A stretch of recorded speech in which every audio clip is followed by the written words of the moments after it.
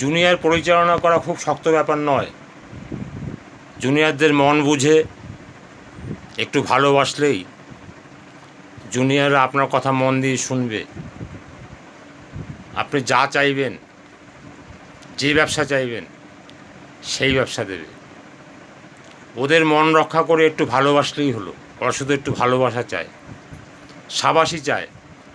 একটু সাবাসি দিলে পর, হাত মিলালে পর, খোঁজ খবর রাখলে পর, মিটিংয়ে বসে ওর দিকে একটু তাকালে পর আনন্দ পায় এবং নিজেকে নিজে গর্বিত মনে করে এবং ভালো ব্যবসা দেয়।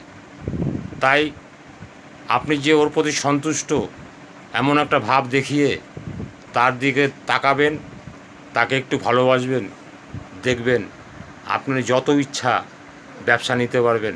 ওরা শুধু কিছুই চায় না, শুধু একটু ভালোবাসা চায় এবং নাম চায়। এইটুকু দিতে আমাদের কার্পণ্যতা কেন?